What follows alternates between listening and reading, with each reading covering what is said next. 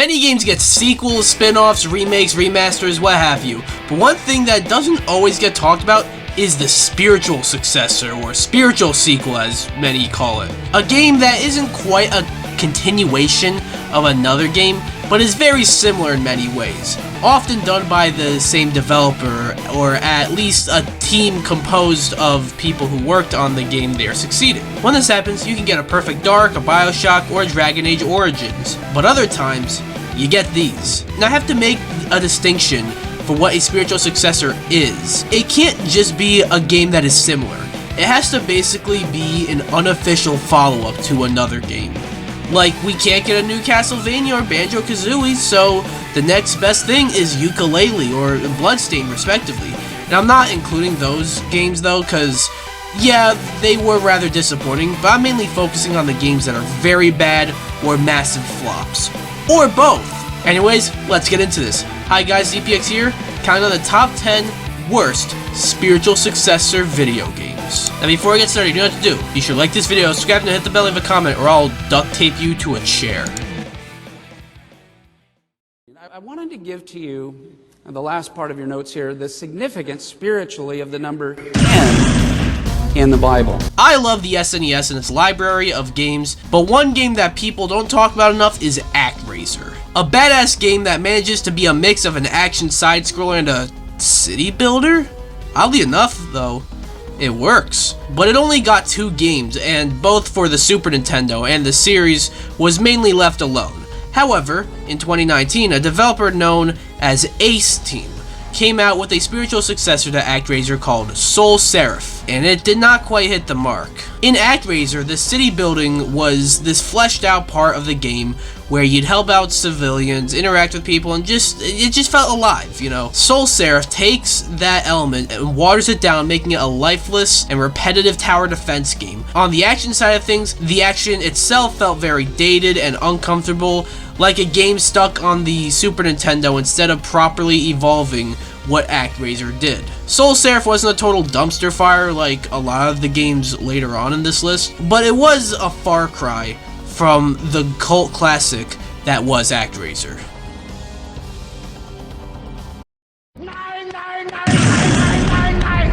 Black, a game that nobody really talks about now, but was received rather favorably and gained a cult following in the years to come. Players liked the destructive effects and explosions during gameplay, along with its solid action and sound quality. But many people on the development team, Criterion, went on to another developer, Codemasters Guildford, after falling out with EA, and brought us the closest thing to a sequel to Black, Body Count. As in like kill count, not the other definition of body count. But there's a reason that this one is talked about even less. Now, to be fair, Body Count has more of a mixed reception as opposed to a straight up negative one, but it still was seen as a disappointment of a spiritual successor. Body Count seemed to try to emulate what people liked about Black, but instead we got directionless and repetitive gameplay, ugly visuals, a disappointing destruction system, which is like what people liked about Black, and released unfinished and unpolished as it was buggy and glitchy and low on content. This eventually led to the closure of the developer Codemasters Guildford. Yikes.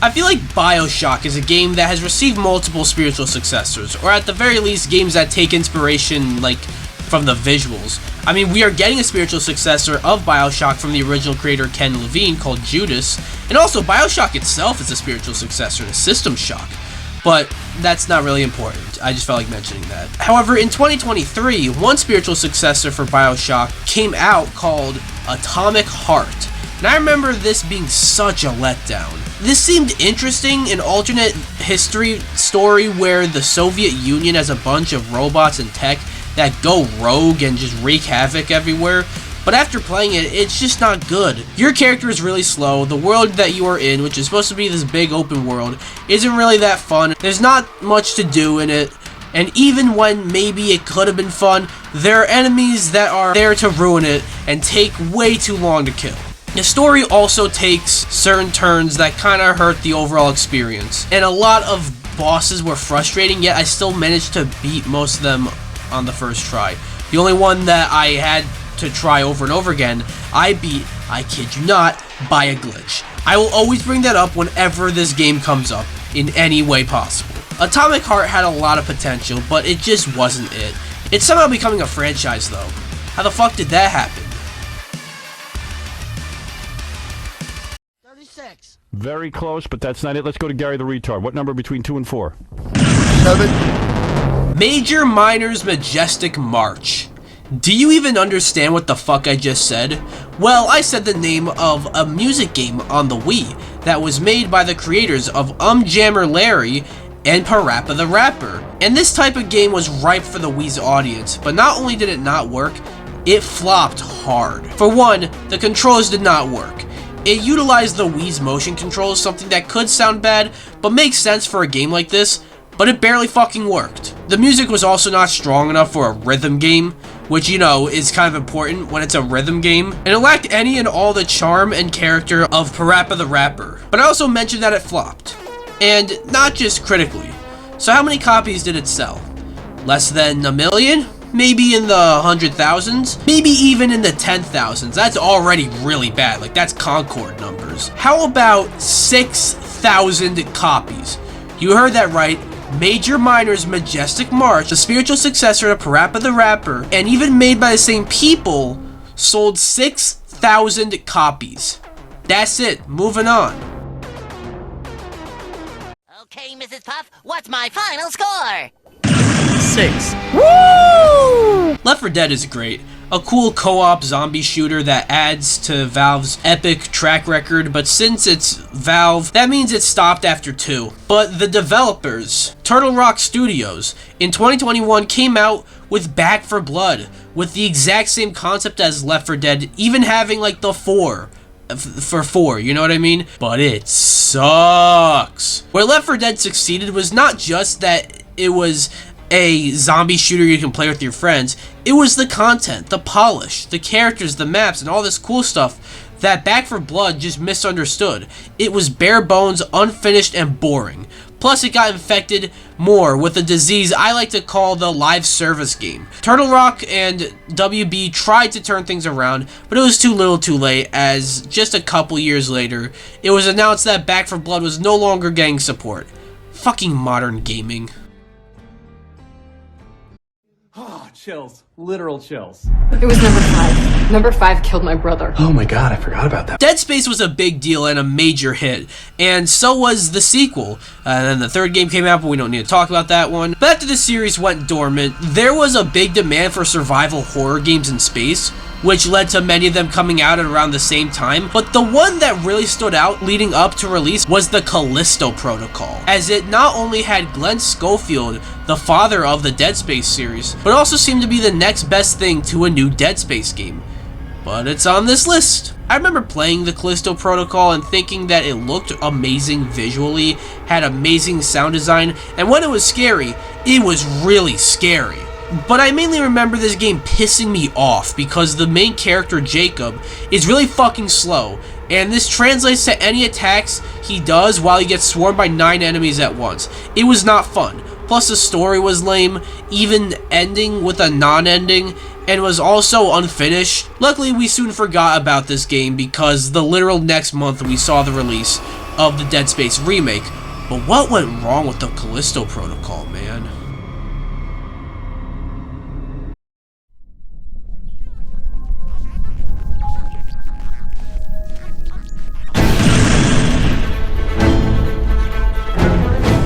I'm gonna deliver a hot take that I've mentioned before, but I haven't quite phrased it like this, so I'm gonna say it. There's only one good Assassin's Creed game. The rest of them kind of suck, or are boring, or are very repetitive, but the one good game is Assassin's Creed 4 Black Flag. And I really like the naval combat because that adds a lot more to the game itself and has more of an interesting story as well. So Ubisoft thought that the naval combat was good enough to be a quadruple A game. So yeah, we're talking about Skull and Bones. I need to remind you, by the way, this game kept getting delayed for 11 years and only saw the light of day because Ubisoft struck a deal with the government of Singapore where they were contractually obligated to release the game no matter what. But why haven't I really said anything about the actual game? Well, what is there to say?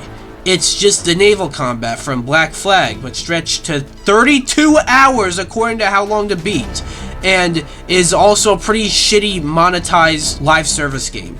There is nothing here, at least when I played it, and that was months after it came out. But hey, the world's first quadruple A game, everyone.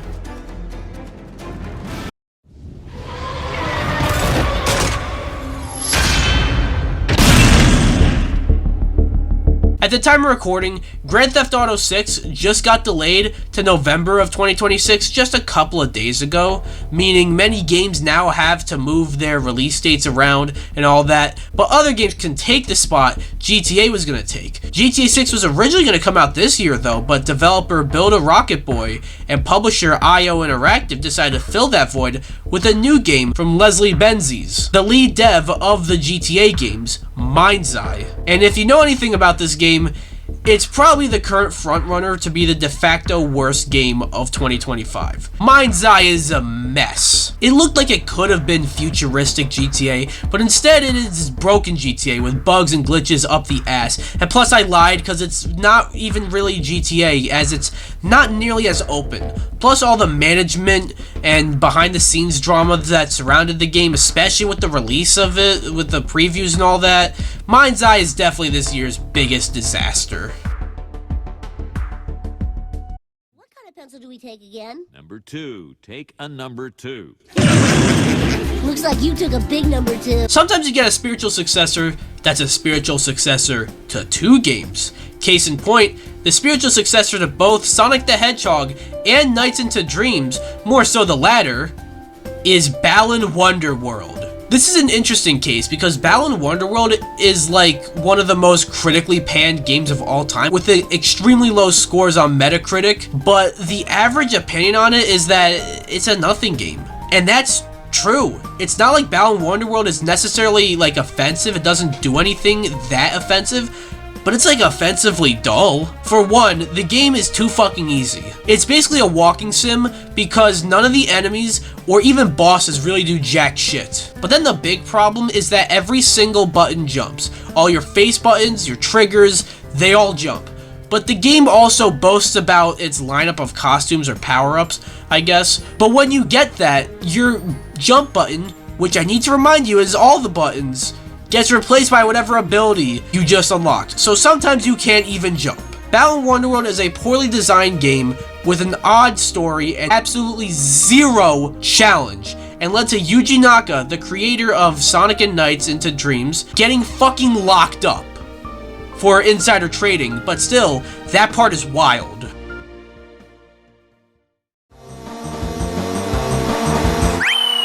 I'm a Luigi, number 1. I'm not even gonna build this one up. It's Mighty Number 9. This game had so much hype behind it, being a crowdfunded project by Keiji Inafune, the creator of Mega Man, as a spiritual successor to Mega Man, and was just shaping up to be the new Mega Man game we were all starving for, or at least the next best thing to it. But then the game saw delay after delay before eventually releasing in 2016, and yeesh. For one, Mighty Number 9, despite all its delays, still somehow managed to release unfinished with a slew of bugs and glitches. Plus the game looks extremely cheap a lot of the time, like the explosions, like what the fuck, and the gameplay is very lame and predictable. But why is Mighty Number 9 easily the number 1? Why did I not even have to build that one up?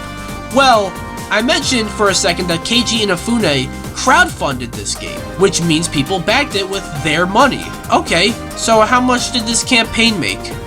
Nearly $4 million! That's right, all this was a game that raised nearly $4 million. Where did that money go? It definitely didn't go into making Mighty Number 9 a solid game, and some of that money definitely went into the DLC, an animated series, and a sequel to the game that was greenlit before the first game even came out, but guess what? None of those things ended up happening. All that is why Mighty Number 9 comes in at not so mighty number 1. So that was my list of the worst spiritual successor games. What do you guys think? Would you guys want to see a list of the best ones? Because I think that one would be very interesting, because there's a lot of games that you might not even realize are spiritual successors. What do you guys think? Do you guys agree with my list, not agree with my list? Anything about the list, let me know down below. Anyways, be sure to like, comment, subscribe, or I will duct tape you to a chair.